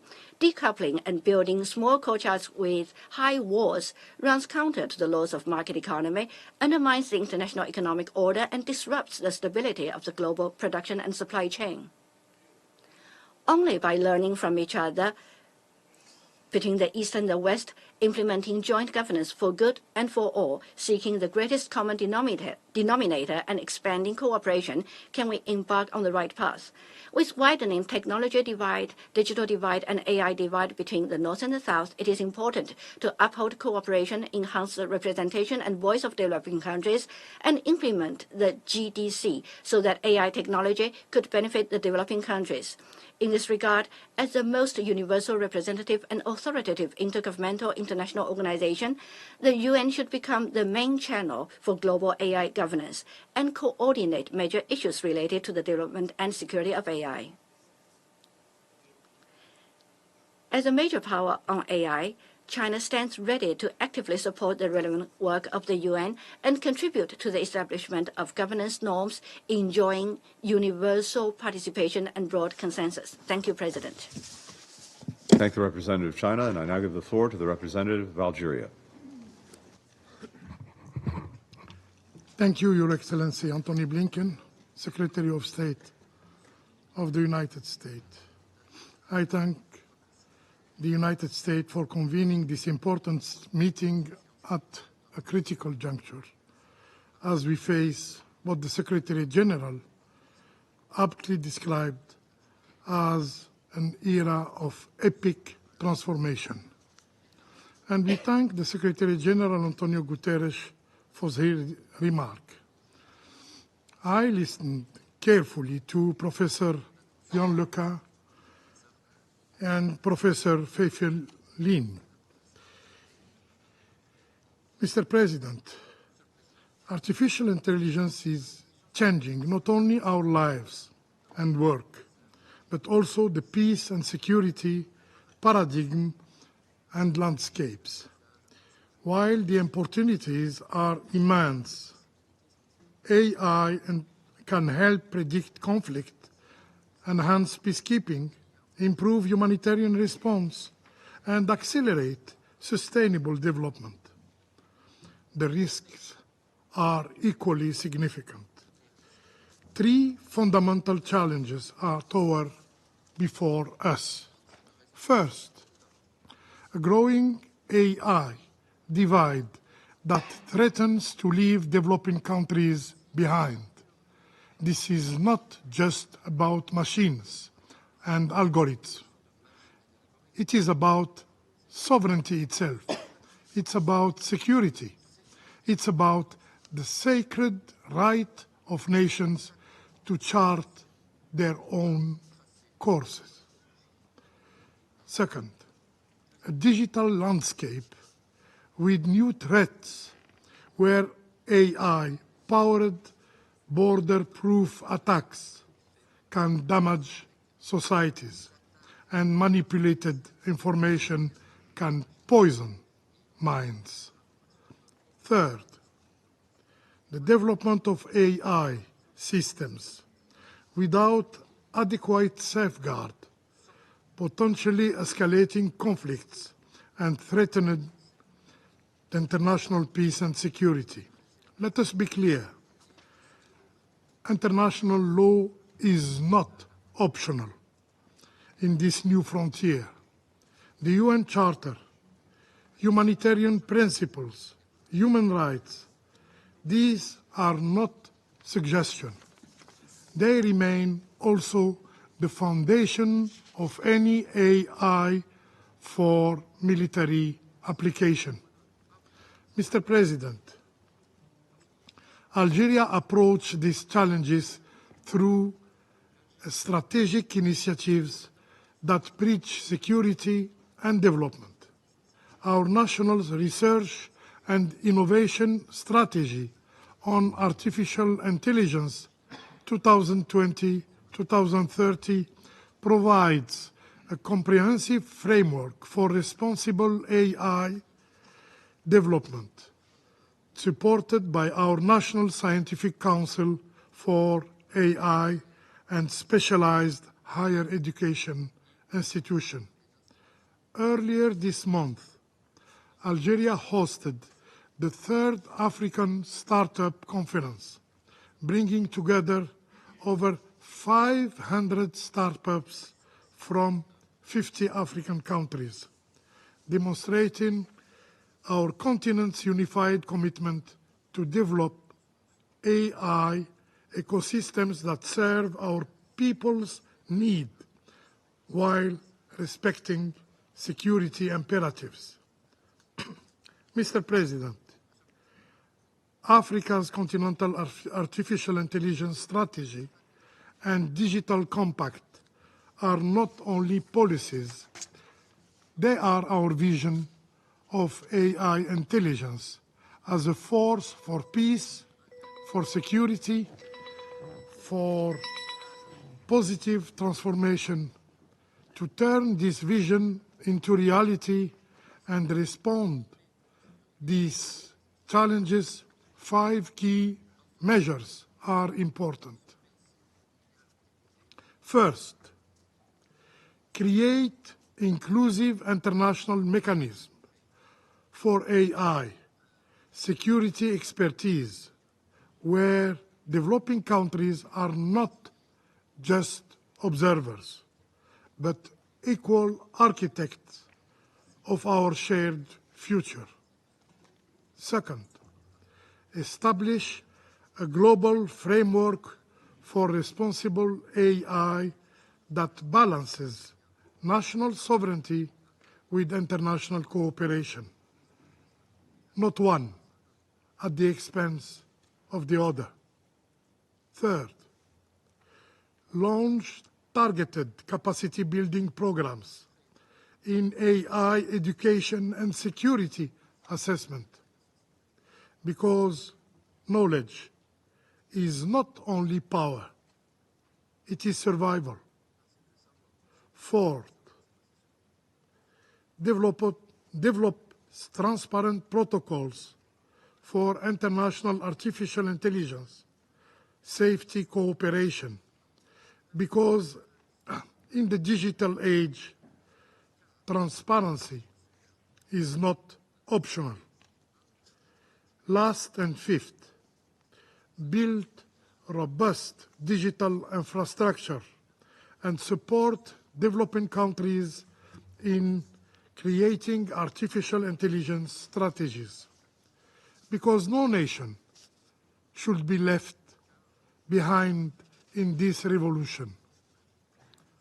Mr. President, the time has come, not tomorrow, not next year, but now, for a binding framework that prevent the misuse of military artificial intelligence in ways that violate international law, international humanitarian law. Look at what we have already achieved. This year, adoptions of the Comprehensive International Convention on countering the use of information and communication technologies for criminal purposes, led by Algeria, my country, proves that meaningful multilateral actions is not just possible, it is imperative. The choice before us could not be partial. We can let artificial intelligence deepen the inequality and create new security nightmares, or we can harness it as a force for peace, for security, and for development for all nations. I thank you. I thank the representative of Algeria, and I now give the floor to the representative of Sierra Leone. Thank you and welcome to the Council, Mr. President, Excellency Anthony J. Blinken, United States Secretary of State. Let me also thank the United States Presidency for convening this important high-level meeting on artificial intelligence and the maintenance of international peace and security. I thank His Excellency Antonio Guterres, Secretary General of the United Nations, for his insightful briefing. We take note of the thought-provoking contributions of Professor Ian LaCoon and Professor Feifei Lee. The topic for today's high-level briefing is not only timely, but highly relevant, as we acknowledge the significant implications of AI on the global landscape and present-day realities. This includes its potential to transform societies and economies, and equally, the risk it poses to peace and security, particularly when misapplied in military context.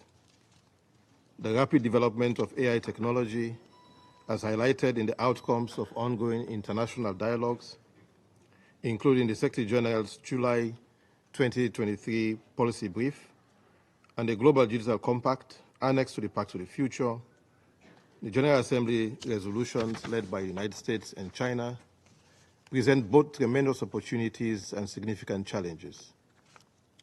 AI holds the potential to address a wide range of global issues within the framework of sustainable development. However, as AI becomes increasingly pervasive, we must also recognize its ability to disrupt peace and security in both civilian and military domains. It is in this regard that Sierra Leone is of the view that AI can play a pivotal role in maintaining peace and security by enhancing decision-making, improving situational analysis and awareness, enabling proactive conflict prevention and management. We therefore fully support the referenced ongoing international dialogue and initiatives, including the high-level advisory body on AI, which underscores the importance of creating a robust international ecosystem for AI governance. Mr. President, as our briefers and other Council members have already noted, AI holds immense promise for advancing sustainable development, improving governance, and fostering peace. However, its unregulated deployment risks exacerbating inequality, fueling conflict, and undermining the dignity of human life. For post-conflict and developing countries striving to sustain peace, the stakes could not be higher. For the African continent, the misuse of AI poses unique risks. In most parts of Africa, where digital infrastructure is still developing, there is a growing vulnerability to AI-enabled disinformation campaigns, which could destabilize fragile social fabrics and undermine democratic processes. Additionally, the potential militarization of AI, if left unchecked, could exacerbate regional insecurities, threaten peacekeeping, and endanger civilian protections. Accordingly, the principles outlined in the African Union Peace and Security Council's communique on AI, adopted on 13th June 2024, are particularly resonant for Sierra Leone. We strongly agree that AI should be human-centric, prioritizing the well-being of people over the interests of technology companies or military objectives. This includes addressing concerns about bias in AI systems, ensuring the rights to privacy, and protections against the use of AI for surveillance and other forms of social control. The AU's emphasis on responsible development and governance of AI aligns with our belief that the international community must act proactively to ensure that AI is developed and deployed in a manner that promotes peace, equity, and global cooperation while preventing its misuse. The key aspects of the AU-PSC AI communique include instructing the African Union Commission to undertake a comprehensive study on the impact and implication of AI on peace, security, stability, democracy, and development in Africa. Mainstreaming AI in all peace processes, including facilitating its integration in peace-building initiatives, leveraging AI for mediation, reconciliation, and post-conflict reconstruction, develop frameworks to oversee the responsible integration of AI in military operations, as well as ensuring compliance with ethical standards and international humanitarian law, amongst others. Sierra Leone therefore has and remains supportive of initiatives at the international and regional levels that call for timely action and cooperation to ensure the deployment and use of safe, secure, and trustworthy AI systems for sustainable development and peace. It is critical to expand participation of all countries, in particular developing countries, in digital transformation to harness the benefits and effective participation, including by capacity building. Promoting knowledge-sharing activities and the transfer of technology and mutually agreed terms is an important aspect of capacity development. Further, AI capacity building should not only be about technology transfer, but also about building local expertise, strengthening regulatory frameworks, and ensuring that countries have the necessary legal and institutional structures to manage the risks associated with AI. This will require coordinated efforts from international organizations, including the United Nations, and regional bodies like the African Union. We therefore support the establishment of a global AI fund, as proposed by the high-level advisory body on AI, to ensure that developing countries have the resources and technical support needed to safely and effectively integrate AI in our economies and societies. Mr. President, in addressing the key questions for today's briefing on how AI can contribute to the maintenance of international peace and security, Sierra Leone wishes to underscore the following 4 points. Firstly, on conflict prevention and early warning system, and while respecting the principles of the UN Charter, AI algorithms can analyze vast data sets, including economic indicators, political events, and social media trends to predict tensions, potential conflict, or instability. Also, machine learning models can detect patterns of escalating tensions by monitoring inter-area troop movement or trade disruptions. Furthermore, AI can identify regions at risk of instability and suggest optimal allocation of humanitarian aid or peacekeeping resources to prevent escalation of potential conflict situations. Secondly, AI can facilitate diplomacy and conflict resolution through analysis of data to identify areas of misunderstanding or potential consensus. Additionally, AI can gauge public and leadership sentiment in conflict regions, helping mediators design more effective peace-building strategies. Thirdly, AI can assist in optimizing the deployment of peacekeeping forces by analyzing data on conflict intensity, geography, and logistics. More importantly, AI systems can process real-time input from civilians and organizations to map conflict zones, refugee movement, and humanitarian needs.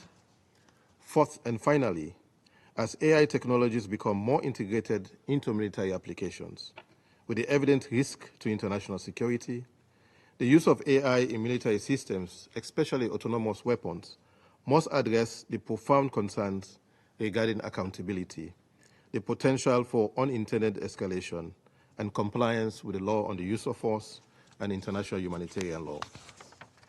The military application of AI should be governed by clear international standards that prioritize human oversight and adhere to international law. There must be transparency, dialogue, and multilateral engagement on this issue to ensure that AI in the military domain does not contribute to destabilization or the erosion of international norms. In closing, Mr. President, Sierra Leone is fully in support of peaceful uses of AI, especially in terms of enhancing peace building and sustaining peace initiatives. This is why we collaborated with Slovenia and Switzerland in calling for joint action to implement the Secretary General's new agenda for peace during our August presidency of this Council. Within that context, the aforementioned trio of countries, and during the Swiss presidency in October, we also called on the Council to act early and manage uncertainty by seeking expert advice and collaborate with academia and research institutions to provide the Council with evidence-based information and other relevant assistance to help prevent conflict.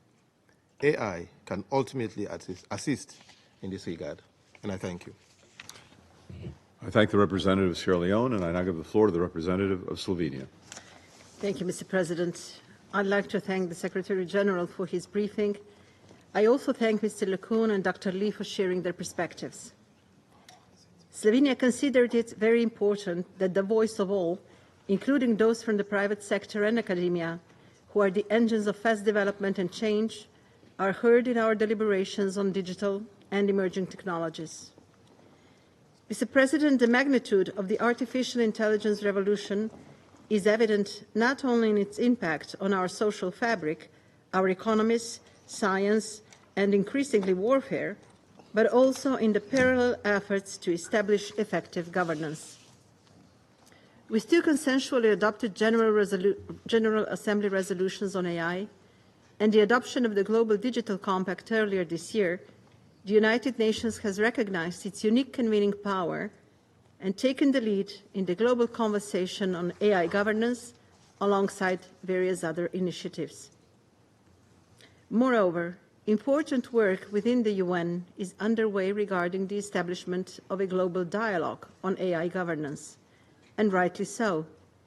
AI governance is becoming increasingly essential to global stability and requires inclusive multilateral engagement at all levels, including within the Security Council. Mr. President, as the Secretary General has noted, artificial intelligence represents both the greatest opportunity and at the same time an existential threat. When it comes to global stability, AI can, on one hand, be harnessed positively, for example, to support efforts for conflict prevention and peace building. On the other hand, AI can enable complex, cross-border threats such as cyber operations, disinformation campaigns, violent extremist content, and terrorist propaganda. It can be used to fuel the proliferation of autonomous weapons, further complicating efforts to ensure oversight and accountability. Therefore, we strongly believe that the Council's primary role in maintaining international peace and security necessitates addressing AI-related risks to ensure that AI is designed, developed, deployed, and used in full compliance with international law, in particular international humanitarian and human rights law. Mr. President, the risks are not speculative or distant. They are a reality in contemporary conflicts such as Gaza, where reports indicate that artificial intelligence is being used as a tool to identify targets, particularly in densely populated residential areas, resulting in significant civilian casualties. In this regard, we advocate for the integration of AI-related discussions into the Council, including through briefings like this one, to ensure that members pay attention and provide responses to these risks within existing Council mandates, as well as other geographic and thematic issues. By fostering synergies to strengthen AI governance for international peace and security, we reaffirm the Council's complementary role in supporting the efforts pursued in the General Assembly and other fora engaged in AI governance. I thank you, Mr. President. I thank the representative of Slovenia, and I now give the floor to the representative of Japan. Thank you, Secretary Blinken. Japan appreciates the U.S. presidency for taking the initiative in organizing this meeting. I also appreciate Secretary General Guterres, Professor Jan LeCun, and Professor Fei Li for their informative and insightful inputs. Mr. President, we have a common understanding that AI brings both opportunities and risks. Depending on how it is used, it can bring prosperity or pose a threat to humanity. Irresponsible use of AI in the military field could lead to the outbreak and escalation of conflicts. The misuse of AI can cause dissemination and spread of disinformation, thereby undermining democracy and abusing human rights. In the non-military domain, we must ensure safe, secure, and trustworthy AI while maximizing its potential and mitigating its risks. The rule of law and human security should serve as the foundation principles when we develop and use responsible AI. Japan has been pursuing an AI strategy underscoring a society where human dignity is respected. It is also essential to close all digital divides so all countries and people can utilize AI without being left behind. Digital cooperation, including capacity building and infrastructure development related to AI, should be promoted. From this perspective, Japan co-sponsored the UN General Assembly Resolution 78/265, adopted this past March, which was a major step forward. Let me thank again the US for spearheading this effort. The Global Digital Compact adopted last September will also serve as a policy guideline for the future efforts.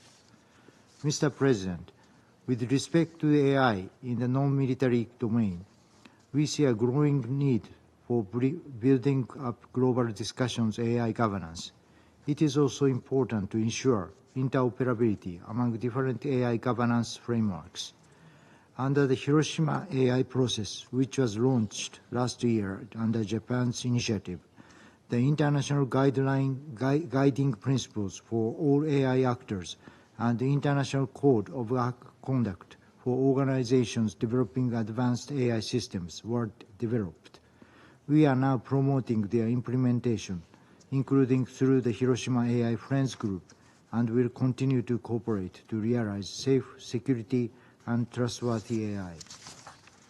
Mr. President, to ensure responsible use of AI in the military domain, appropriate measures should be implemented throughout the life cycle of military AI capabilities.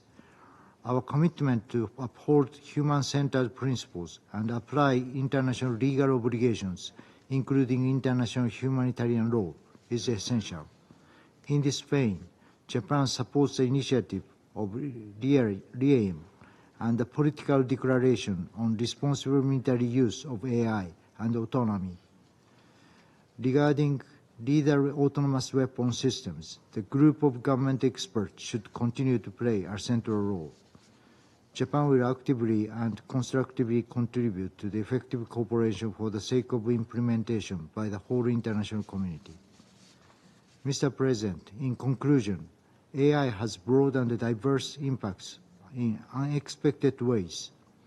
As expressed at its high-level briefing in October, the Security Council needs to systematically consider the impact of scientific and technological developments on international peace and security going forward. I thank you, Mr. President. I thank the representative of Japan. There are no more names inscribed on the list of speakers. The meeting is thus adjourned.